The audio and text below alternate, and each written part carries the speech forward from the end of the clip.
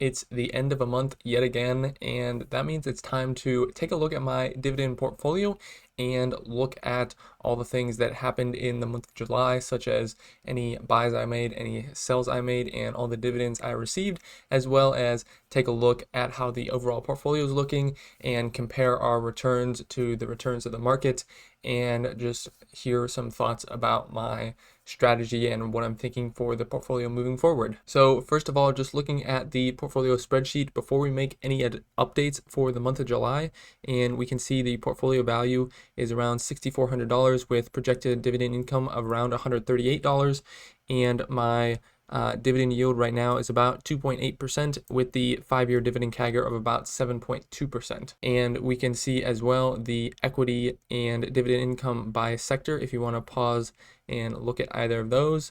And then up here, these are all my positions as well, which we may see some changes as we update the portfolio based on what happened in the month of July. So we are here in Fidelity and we have all the transactions filtered out from July 1st to the 31st. So we'll go ahead and download those and save those to our computer. And then we can go in to our Google Sheets and insert and import that CSV file. And then I have some scripts that I can run that will basically import all of that data and put it into the proper spots in the spreadsheet based on what type of transaction it is. So I'm going to go ahead and run that script, just parse the transactions, and when that's done, I'll come back and we'll go through the buys and sells I made and then take a look at the dividends and some other metrics for the portfolio. All right, so the script has finished running and we can see the little summary here. So deposits for the month was $250. I think within the next few months, I'm probably going to up that a little bit more to get closer to $500 per month, which I'm hoping to get to by the end of this year. And buys were worth about $195 for the month, no sales, and then dividends of almost $15 this month, which is super exciting. So we can take a look at the transactions here.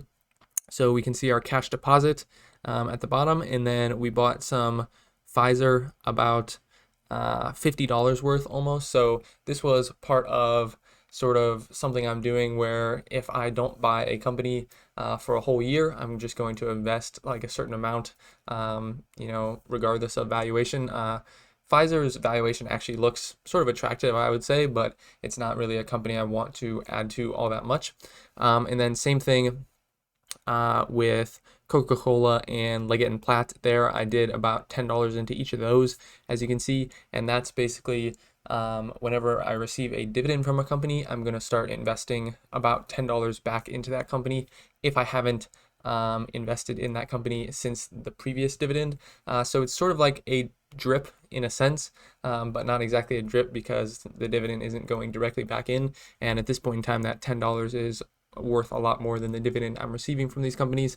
And then I also invested about $50 into Aflac and AbbVie. Well, actually $50 there into AbbVie, and then about $25 another time. So about $75 into AbbVie in total for the month and $50 into Aflac. So, average cost for those shares of AbbVie were around $135, which I'm pretty happy with. It dipped down a little bit, and now I think it's already back up to around 150. So just nice return already on those shares. And then looking at the dividends here, we received a few dividends this month. Have to scroll down quite a ways to see them all. But we got 76 cents from Coca-Cola, $3.55 from Leggett & Platt, $1.30 from Cisco, $6.62 of interest on our cash. And honestly, it's great to get that money as interest, but I would honestly like that number to be lower because I would like to have more of my cash invested. But like I've been saying, I don't see a ton of great deals right now, so that's why I have a little bit more cash on hand, and I'm not going to complain about the interest at least. And then $2.74 from JP Morgan as well, just on the last day of the month. So we can see for the month, like we saw before, was a total of $14.97. So definitely much higher than what we got back in April, which is exciting. And so just really awesome to see these trends. And then if we look here at quarterly dividends, this is the first month in the quarter, so only $14.97 on the quarter. We might get close to $50 for the third quarter. That would be pretty exciting. And then on the year so far this year, we have received $84.60 in dividends, which is pretty awesome, as that's more than 2022. Some of that, maybe $10 or $15 if I had to guess, is probably because of higher interest on our cash, because of higher interest rates and more cash in the account. But that still counts as money that's available to invest. So I'm not going to discount that by any means.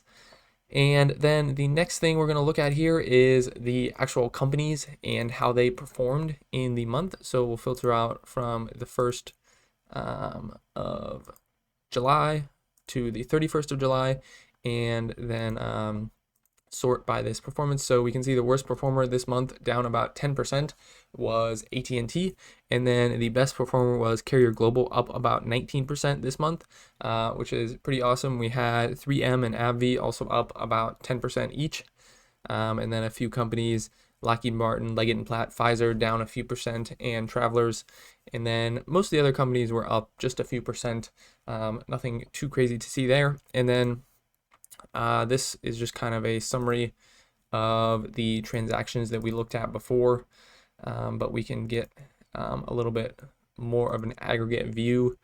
Looking in terms of total amount invested, about $10 into Coca-Cola and Leggett & Platt, $50 into Pfizer and Aflac, and then $75 into AbbVie. That just kind of aggregates all the individual transactions down. If there's more than one transaction of the same stock, it makes it more clear, I think. And then finally, looking at the summary tab as well, we can see the dividend income is up to about $146. So if I recall correctly, I think that's about an $8 jump approximately. And then the portfolio value is up to $6,700. So that's up about $300, I think. And dividend yield still about 2.8%, and 5-year dividend CAGR is up a little bit to, I think it's up about 0.1, 0.2%, based on these transactions that just got updated, which I'm happy about for sure. And then looking at equity by sector and dividend income by sector, if anyone wants to pause and look at those, still pretty heavy in cash, about 23%, which I think is maybe a little bit less than last month, but probably about the same amount. And then we can also look at value over time as well, which I forgot about. And so this is the portfolio value over time and the dividend income over time, and then the 5-year dividend CAGR over time. I think the dividend data for Apple finally got fixed. So that 5-year dividend CAGR should be good to go moving forward. And hopefully we can bring that up closer to 8% towards the end of the year. I would be really excited about that. So now we're going to head over to Fidelity and take a look at our performance of the portfolio versus the overall market. So as we can see, for the month, the portfolio returned about 2.7%, and over the past year, it's returned about 14.5%. Unfortunately, the market data isn't available.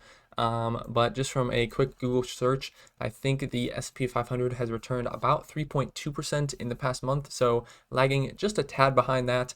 And then year to date, the S&P is up almost 20%, so definitely lagging behind that year to date, as we're only up about 8%.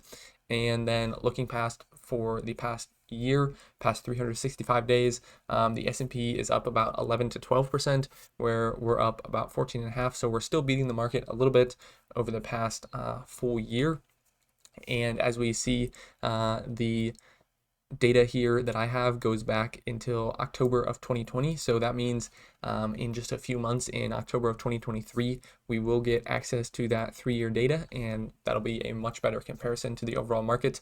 Hopefully, I will look back in a few days and be able to get this market data from Fidelity, and if I am able to get that before I publish this video, then I'll put a screenshot up there to kind of compare. But I think generally we're in line, sort of speaking, maybe a tiny bit behind the market this month, and then year to date, I know for sure we're lagging the market, and over the past year, I think we're sort of in line, a little bit ahead of the market, is what I roughly think we're doing right now. So I think I'm pretty happy at this point with how the portfolio is looking. I don't think there's any super big issues. There's definitely things I could improve. One of those things, which I've been saying for many months, is to work on increasing that 5-year dividend CAGR average for the portfolio, which, as we saw, did go up a little bit this month. And so hopefully I can kind of focus my investments into, those companies that have a higher CAGR. Unfortunately, most of those companies right now that I'm interested in, that are in my portfolio, just don't seem to be at super great prices, but I'm definitely keeping my eye out and, still trying to get some money invested where I can. But it's kind of a balancing act of, buying at good valuations, but also buying, the companies that I want to buy at the good valuations, because I think there's available companies out there that are at decent valuations and some of them pretty attractive, but a lot of those companies aren't the ones that I really want to be buying, and the ones that have sort of a higher dividend CAGR that I'm looking for and sort of stronger earnings potential that I'm looking for as well. So that's the kind of balancing act I'm trying to juggle right now. I, like I said, I'm just working on getting this money invested, since I do have some more cash, but at the same time, I'm not super anxious to get that invested, as I am getting some interest back on it. So I would love to hear how your guys' portfolios have been performing over the past month or year, and how much you received in dividends for the month of July. Thanks for watching to the end of the video, and I'll see you all in the next one.